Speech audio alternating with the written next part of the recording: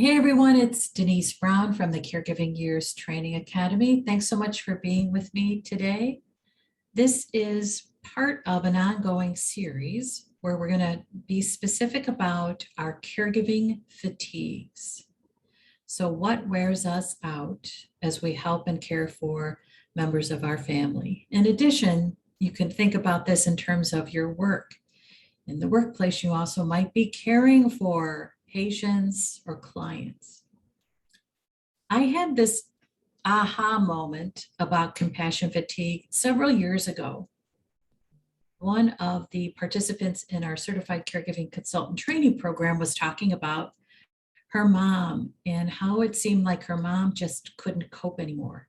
I thought, I wonder if it's just her mom has too much to cope with, and that's why it seems like she can't cope.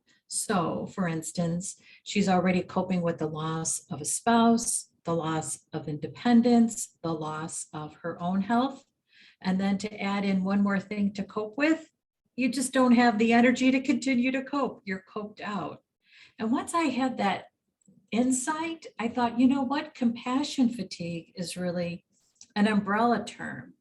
And in order for us to get the energy and to heal and to feel better, we have to be specific about what's wearing us out.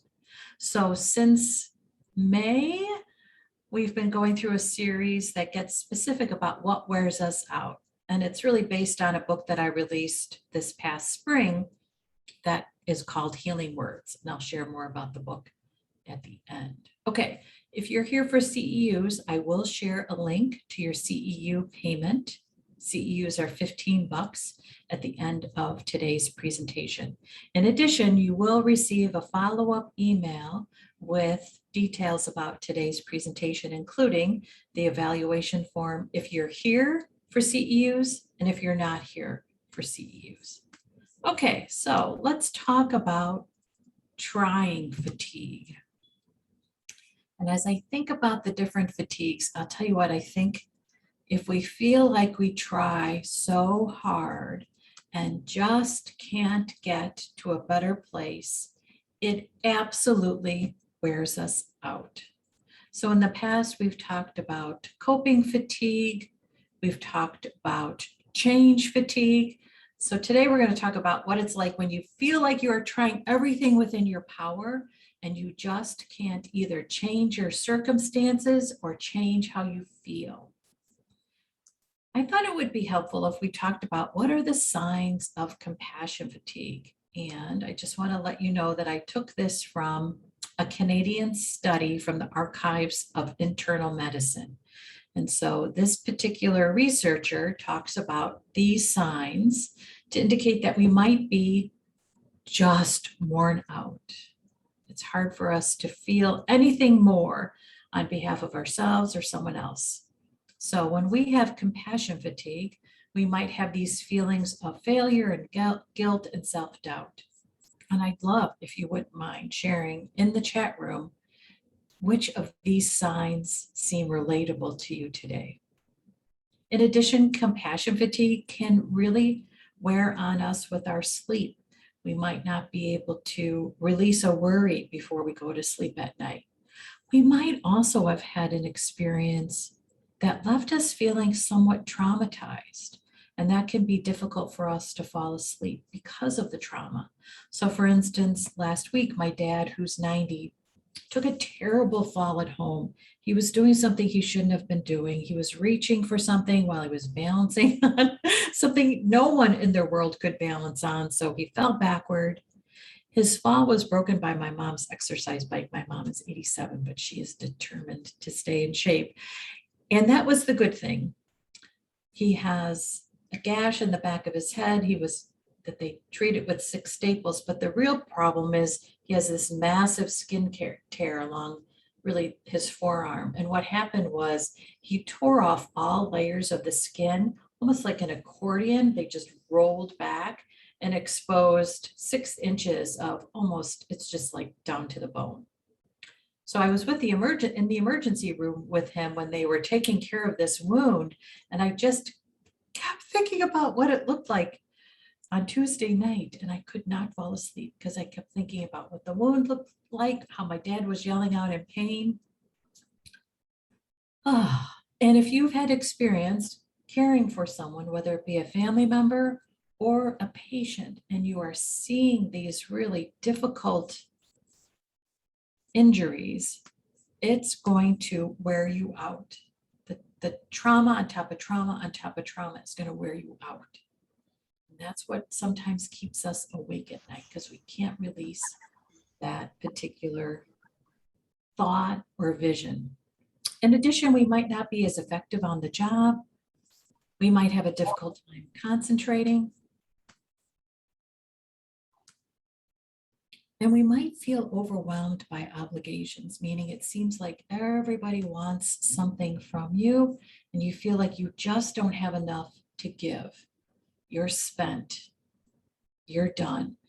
And when you feel done, the last person to ask you for help is the one that you think, oh my gosh, I just don't know how much more I can take with all these requests. So the requests feel overwhelming. And that last request is the one that seems to like just blow you up, right? Where you're like, okay, that was a simple request, but it was too much. It was just too much given all the other requests that you're already managing. Other signs include where you just feel like, I can't care anymore. I cannot care anymore. You feel numb. You might have a stash of Oreo cookies underneath your pillowcase, and that's what feels like it keeps you going. You might just withdraw only because you don't have the energy to engage. And then thoughts and dreams and nightmares, oftentimes that could be around trauma that you've experienced or witnessed. And then just feeling like it's never going to be better. And I think about this 2-word question, why bother? So I used to have a coaching client who cared for her daughter. She had had a terrible time getting the diagnosis for her daughter. So she had felt very beaten up by the healthcare system.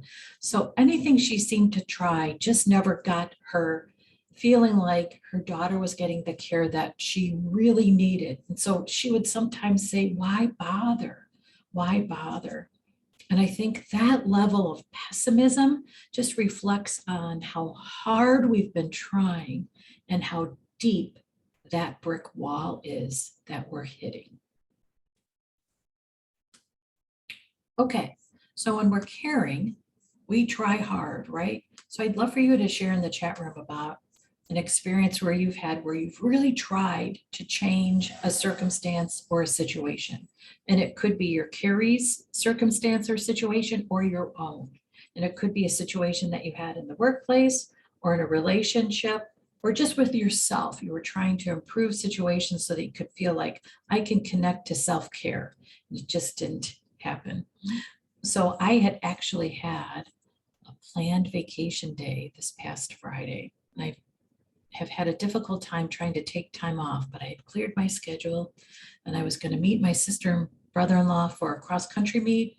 My sister has kids who run cross-country. And I couldn't take the day off because I had to reschedule things once my dad fell and was in the emergency room. The only time I could reschedule them for was Friday. And so I was just like, why do I bother to clear my schedule and try to take time off? It's just not happening.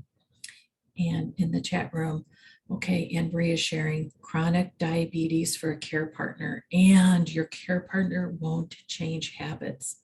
And because he or she won't change habits, the diabetes doesn't change. And then you're impacted as well because the amount and the intensity of care that's needed means that you are in an intense caregiving situation. And it's so frustrating because you recognize that you can't change someone else, right? That's what's so hard. That's what's so hard. I also think too, we do our best to be so compassionate in these situations. And we can feel like we run out of compassion for someone who makes decisions that makes life harder. Because you think, oh my gosh, it could be easier for both of us with some changes. And Robin is sharing, A goal to start a business. That's awesome, Robin. That's awesome. That's awesome. So when we think about what we may try, it could be taking time off, like I tried to do last week. It could be implementing a solution. It could be adding more help for your caree. And it just feels like your caree won't accept it or is so resistant that it feels impossible. I also think when we're in a tough situation, we want to find an empathetic listener, someone who doesn't tell us what to do, doesn't try to fix us, doesn't should on us. And sometimes it's hard to find that empathetic listener. And then if we feel like we can't find someone who can just listen, we move into that why bother? Why bother trying? I can't find someone who will simply listen.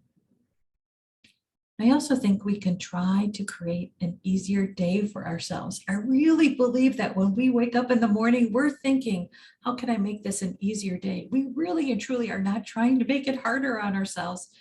And yet circumstances beyond our control seem to make it more difficult. And so the easier day that we're just trying to find seems so elusive. We wonder, why is it this hard? Why?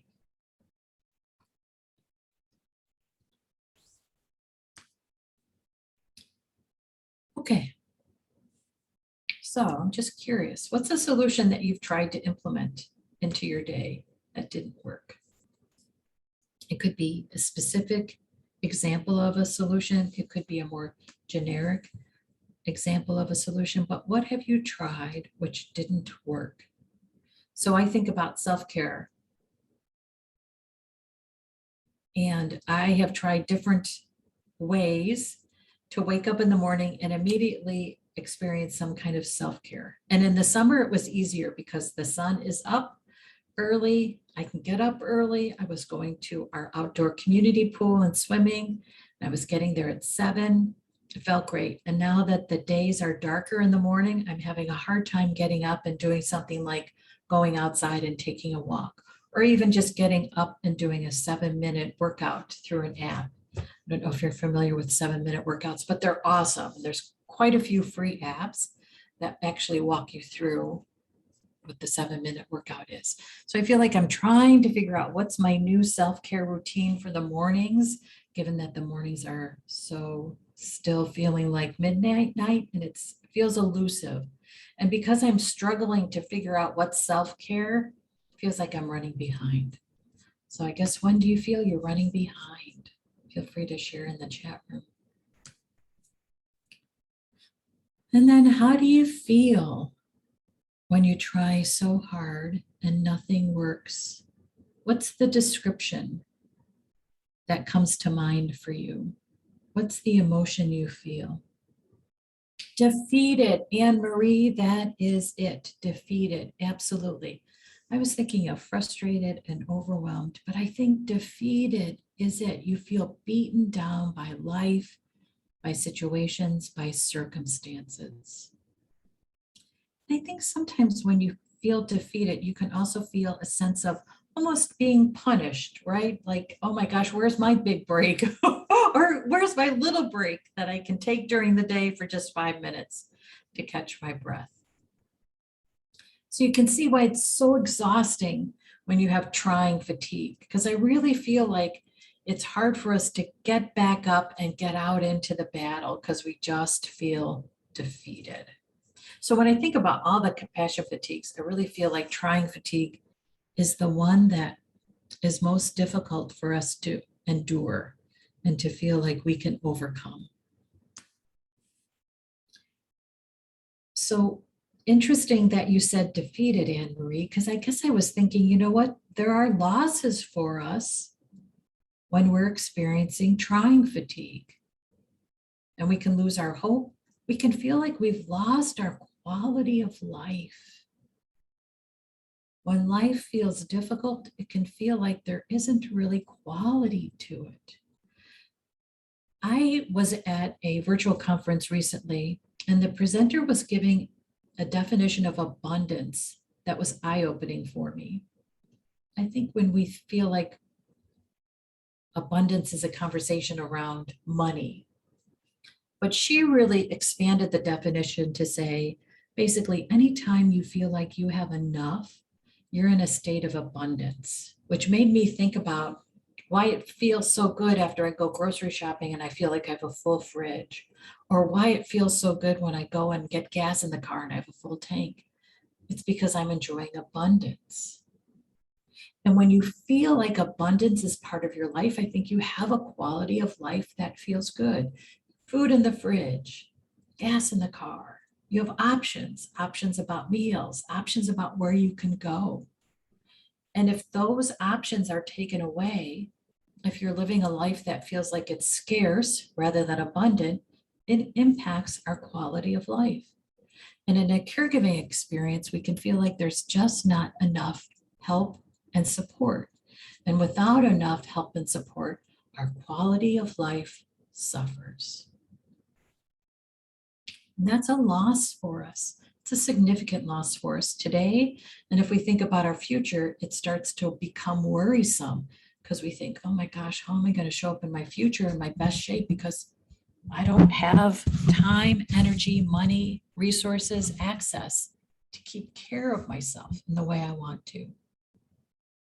And then we can lose our energy. We've been talking about that today, where it is exhausting when you feel like you're always in a battle and that you're always losing. You can't find a win. And then we can lose trust. We can lose trust from a couple different perspectives. And I think the big one is trusting life, that life is good for us, that life will be good for us, that we will have a good day, that we will be blessed, that we will receive blessings. It can be hard for us to trust our faith. It can be hard for us to trust relationships or family systems. It can be hard for us to trust the healthcare system if we've had an experience where we can't find the right doctor, we can't get the right diagnosis, we can't receive quality, reliable, on-time help. And then we can feel like we've lost our support. And it's something to prop us up when we feel the weight of the world tipping us back. Our support tips us up, so we have that movement forward. And without that support, we can feel constantly in this place where we are tipped back. In many ways, it can feel like we're always on the brink of a fall. Okay, so I'd love for you to share in the chat room, what's the loss that feels most difficult for you? And I'd also love you to share if there's something on this slide that I didn't mention that feels like a loss to you. This is really just an inspiration of our losses. It's not an inclusive list. So I'd love for you to share if there's something that you think about, you know what, I really feel like I've lost. Please share in the chat room as well. Okay. So if we think about trying and never getting anywhere, then we are nowhere. And that's a tough place to be. Because you think, if I'm nowhere, where do I go next? So here's what I think. When we're nowhere, we want to go somewhere for support. We want to go somewhere we can connect to comfort. I really believe when we're tired of trying, we're in need of comfort. It's like the salve for our wounds that we have managed to keep during our battles and managed to endure during our battles. We need comfort. So what we're going to look for are your comfort zones. So I'm going to share some prompts over the next few slides. And as I share prompts, please feel free to share in the chat room what comes to mind in terms of where you can go that could be a comfort zone for that particular prompt.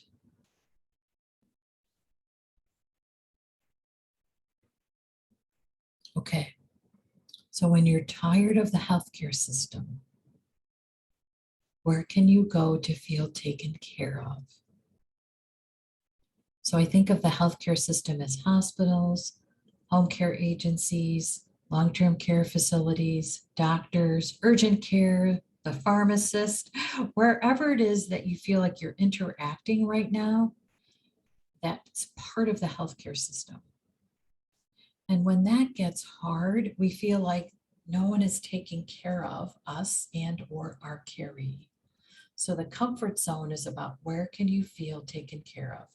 And I love, Anne Marie, that right away you were able to say a friend's house. You know what's interesting about that? I was leading a training program for our facilitators, and one of the training program participants talked about her aunt who's in a very difficult caregiving situation right now. And she said to her aunt, basically, how can I support you? And her aunt said, just continue to invite me to your home. This is where I get a break. This is where I feel safe. This is where I feel good. And that's interesting to think about, where can you go? And it's someone else's house that feels like it takes care of you. I also think when we're a guest in someone else's home, they are, even in a very simple way, taking care of us. They might ask, what can I get you to drink? What can I get you to eat? Those are very simple but powerful ways that we receive care too. Okay, so when you're tired of the healthcare system, think of needing to be taken care of, and then go to your prompt. Where can you go to feel taken care of?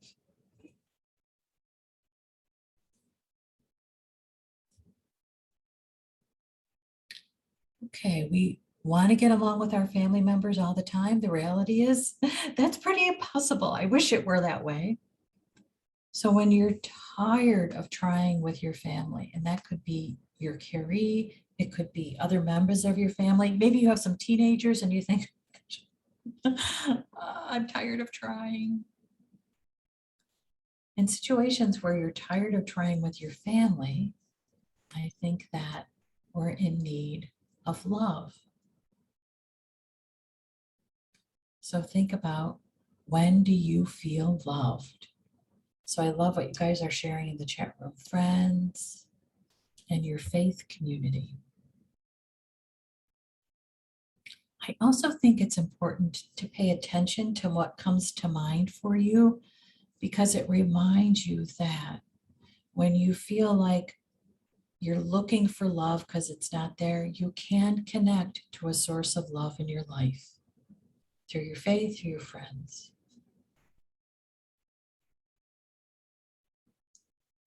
I also think we can connect to a source of love through our gifts and talents, like what we can create that reminds us that we are a being full of creative juices, and that can connect us to our own source of love.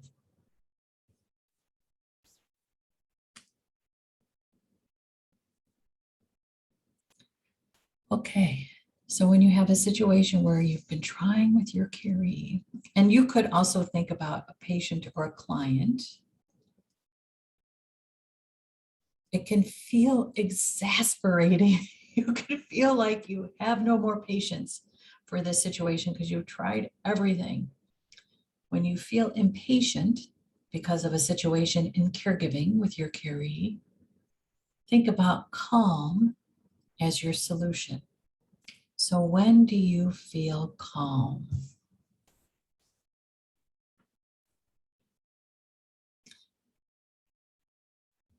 And I think about movement, interestingly enough, as something that can calm us. So taking a walk can be calming. Taking a walk so that you experience nature can be particularly calming. We know that nature actually is a natural healing source for us. I had connected with a journalist. I just watched his videos, I should say it that way. I started watching a video that a journalist who had been studying depression created because he wanted to share what helps us when we are depressed. And it was one of the ways to feel better is to connect with nature. I think of that as so interesting because it is accessible to us. We can go outside and we're in nature, and yet sometimes we don't see that as a solution. And so Anne Marie is sharing that hiking is calming, right? Because you're moving and you're in nature. I also think the movement takes us out of that feeling of being impatient. We are moving away from impatience with our movement, and that can calm us. The other thing about movement, walking or swimming or any kind of exercise, does have a natural rhythm to it. So when you walk, you can actually create a meditative ambulation, so to speak. So you're moving your arms with your legs, and that meditates you. When I swim, it's the same. There's a stroke that has a rhythm, and then I'm floating in the water as I'm swimming. So between the movement of the water and the movement of my arms and legs, it really calms me. And sometimes when I get out of the pool, I still feel like I'm floating a little bit. So you could also think of a source of calm with water. What is a sound of water that could be helpful? Or where could you sit and watch water? For those of us in the Chicago area, we have this great lake, Lake Michigan. To be able to watch the waves can be calming too. At the pool, especially in the summer, when I sit out after I'm done swimming, I'll hear the laps and the movement and hear the little bit of waves that are created from the other swimmers. And it's really quite relaxing. So think about, when do you feel calm?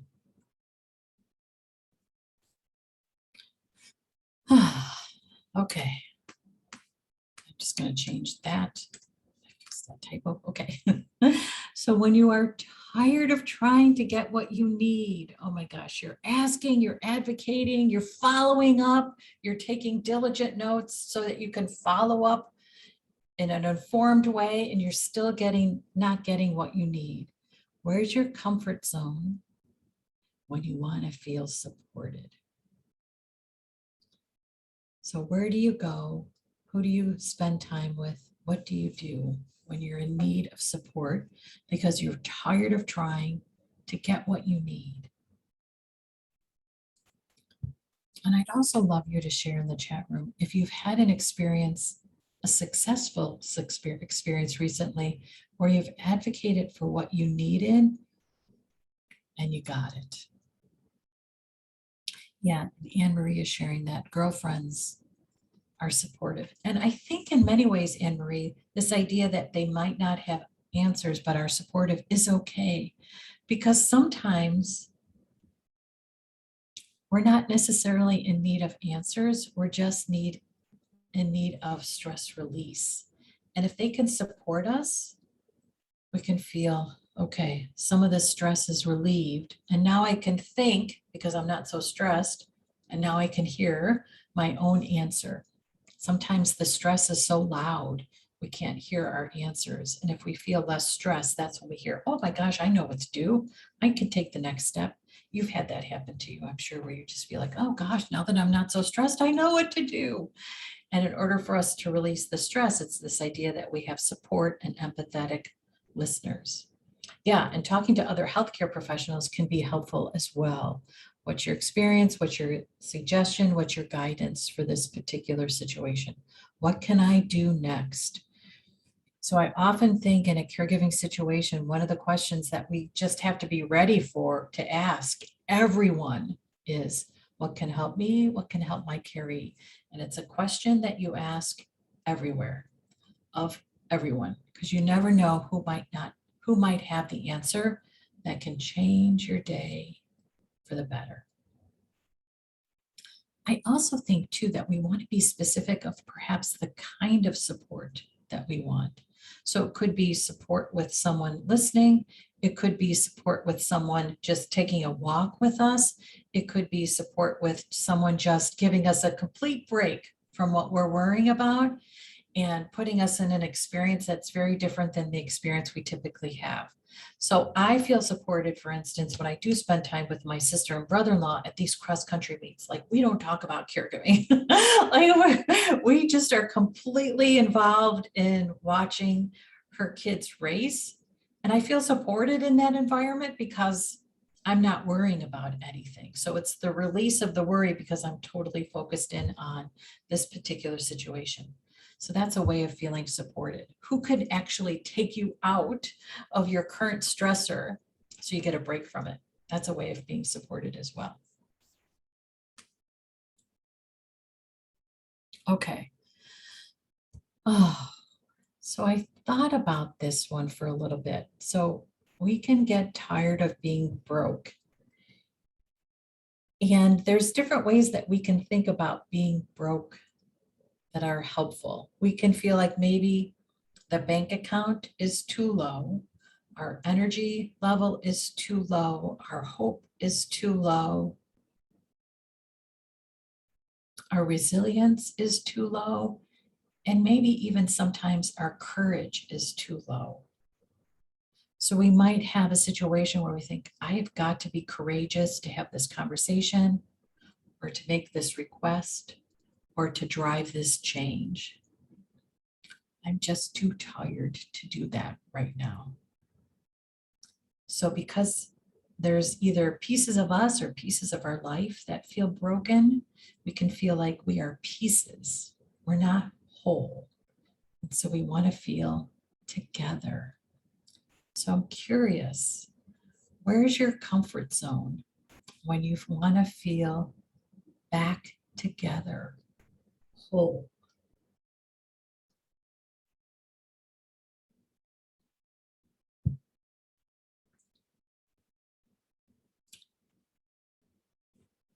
So for me, one of you guys had mentioned this, and that is your faith community. Oh gosh, okay, I'm going to stop for a minute with that. And Anne Marie is talking about being home alone. And that is a really great way of feeling like you're back together. I think when you're home alone, that privacy, that ability to call the shots, the ability of only having to take care of yourself gives you a chance to heal so that you can feel like I'm together again. I think it's interesting how solitude can be a really healing activity for us. And again, when you feel like things are in pieces, when you have time to yourself, when you have time to really think about what do I need, and then do some simple things to meet those needs, you can put yourself back together. So home alone and solitude, I think, are great options, great comfort zones. And in a caregiving situation, when you are sharing so much space, that solitude and that ability to be alone in the house can feel elusive.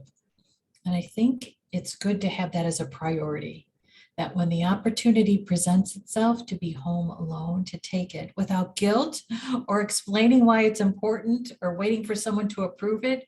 It's just to take it. I've got time for myself at home alone. I'm going to take it. We have another virtual meeting that we do every month where we put plans in place for what I call respite in place. This idea that we can take a corner of a bedroom or a part of our yard or a little bit of our basement and turn it into a place that's our own, that we can go to when we need a moment to decompress, a minute to breathe, time to read or reflect, or just enjoy some quiet. And especially now, it can be difficult to either find help or bring help into the home. So what we once took for granted, so to speak, maybe an adult day center, might not be an option right now. So the break that the adult day center provided for you during caregiving is not a break that's possible. So we go too long without enough breaks. What if we created these breaks within our space that's accessible and affordable and usable? And it's thinking about different places to have these breaks. So again, it could be in the house, it could be in the yard, or it could be in the community. So for me, it's a community pool. That gives me a break. That makes me feel whole again.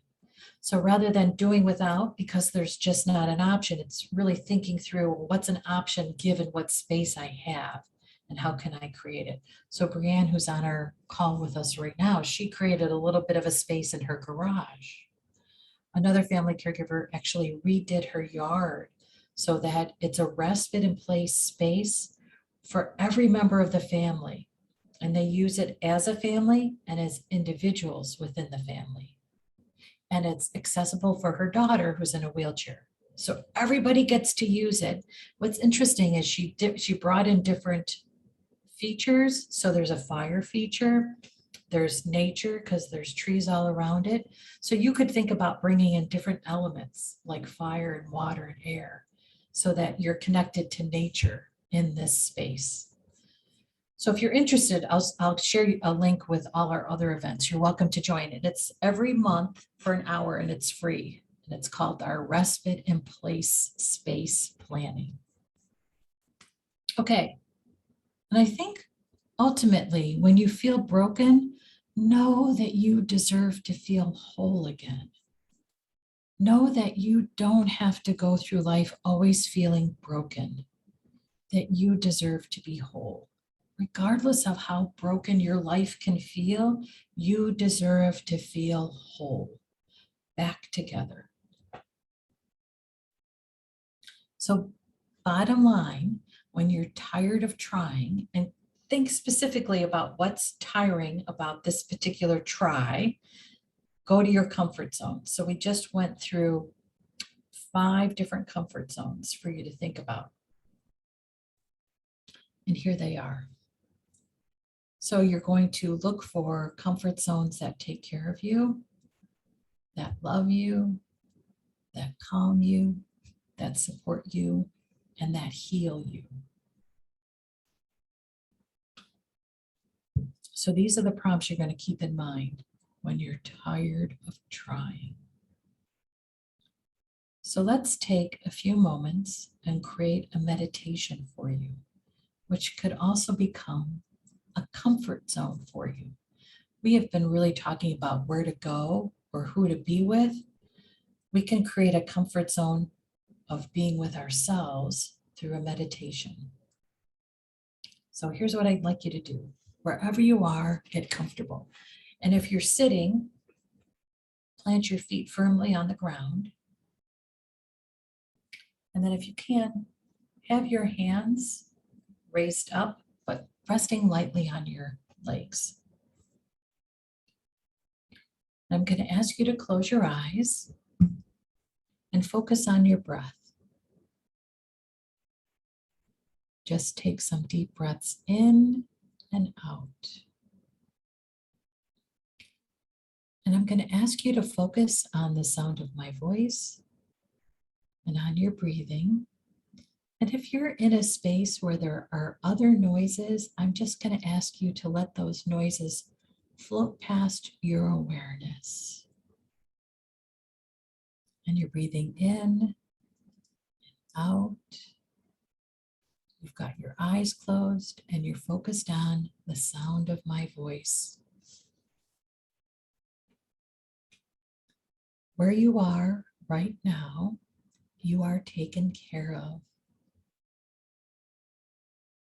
I want you to imagine next to you is a glass of cold water. It's there just for you because you are taken care of. I want you to imagine a bowl of your favorite fruit sitting on the other side of you. It's newly washed, freshly sliced, and it's there for you because you are taken care of. Imagine what it's like to take a sip of that cold water, how refreshing it is, how it just quenches your thirst. I want you to imagine picking up a piece of fruit and taking a bite, and how good it tastes, and how lovely it is that someone washed it and sliced it for you because you are taken care of. You are able to sit right where you are and receive. You're receiving what you need to feel nourished. You are taken care of. And as you enjoy this nourishment, the nice cold water, the freshly washed, sliced fruit, I want you to receive love. You are loved. Sources of love are all around you. They are giving you love. You can receive love because of who you are and how you are in the world. You are loved. Receive the love. And just as you received the nourishment with gratitude, receive the love with gratitude. Give thanks for the opportunity to receive love. It's also important to know that the love is just for you. There's plenty of love for everyone, and there's also specific love for you. You are loved. And as you sit and receive love and enjoy nourishment, be calm. You can be calm right now because all is taken care of. You are taken care of.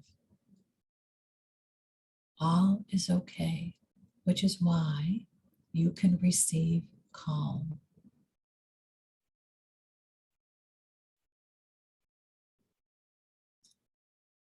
You can now calmly receive support.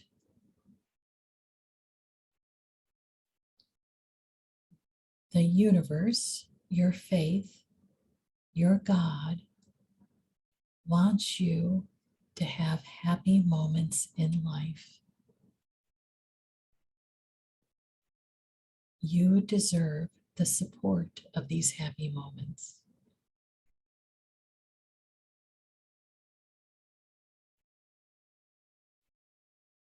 Life is meant to be good for you, not every moment, but through happy moments. Receive happy moments. They support you. They are blessings for you.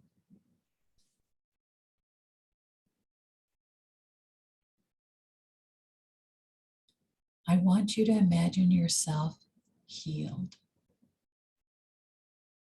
You have nourishment, you have love, you have a calm presence, you have support. Receive healing. And as you receive healing, remember that you have resources, you have answers, you have solutions. As you heal, receive time, receive energy, receive abundance, receive healing.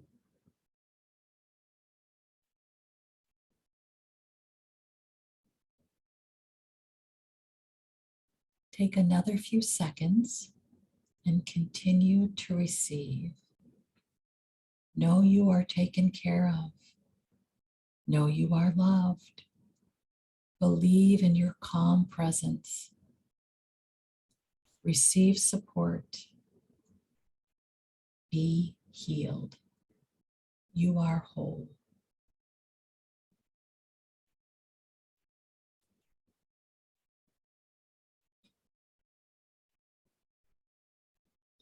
Continue to breathe in and out. As you breathe in love. As you breathe out stress. Breathe in love, breathe out worries. Breathe in love, breathe out pieces. You are healed. I'm going to count to 5. And when I reach 5, you're going to open up your eyes. You're going to feel refreshed. And you're going to give yourself a few seconds to reacclimate to your environment. 1, 2, 3. When I reach 5, you're going to open up your eyes and you're going to feel refreshed. 4 and 5. Okay, go ahead and open up your eyes. Just take a few seconds to get acclimated to your environment.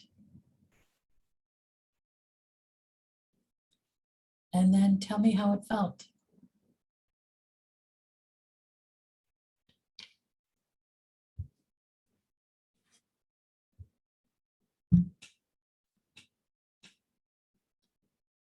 And you're welcome to unmute yourself. You're also welcome to share in the chat room.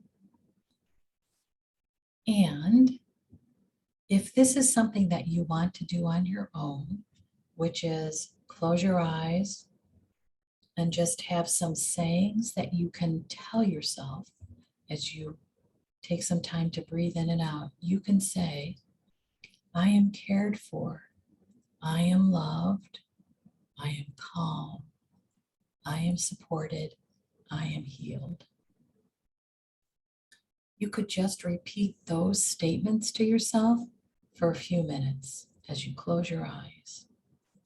You could also do something around your breathing, where you're breathing in what you want and breathing out what no longer serves you.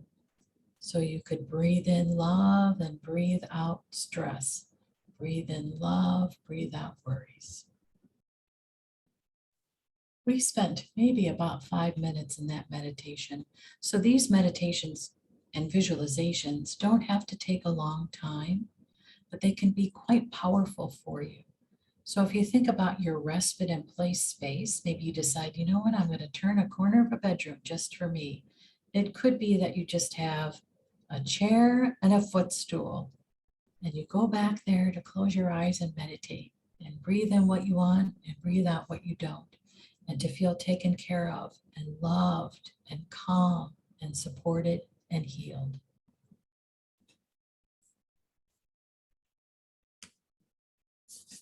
Okay, I want to mention the 2 resources that I had shared earlier, and they were, one was the definition.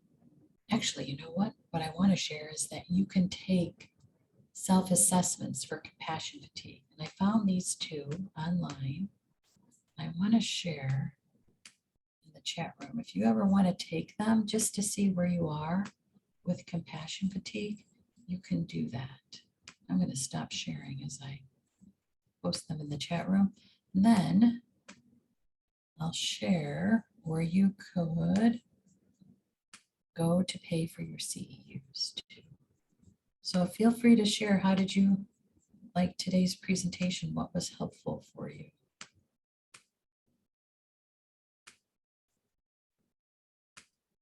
Okay, here's the second self-assessment tool.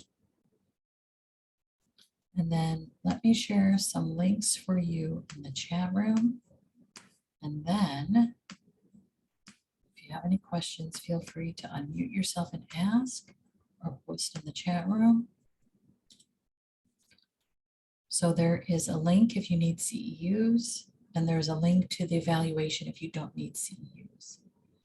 And this is National Family Caregivers Month, so we're actually giving away gifts during our events throughout the month.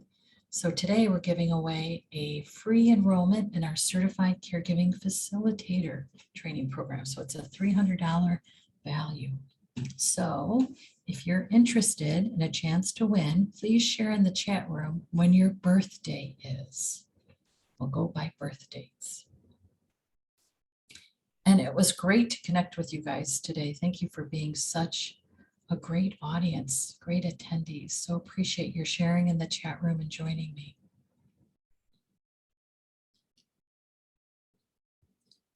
You also will receive a follow-up email.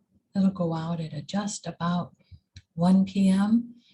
Central Time, Chicago time, and it does include links to what I just shared. So links to the evaluation, both if you need or don't need CEUs, and some other resources that could be helpful.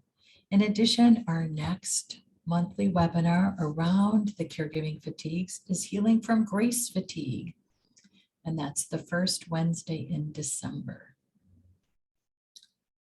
Okay, Anne Marie, you won. Your birth date is the closest to today's date. So I'll send you an email with details on how you can enroll in our Certified Caregiving Facilitator training. It is 4-hour live training, and it really equips you with skills to facilitate great conversations. Okay, thanks you guys so much for being here. So appreciate the opportunity to connect with you. I wish you a day where every attempt feels like a good one and gets you the win that you deserve. Thank you so much. Yeah, thank you. Thanks so much for being here. Hope to see you next time. Take care. Bye-bye.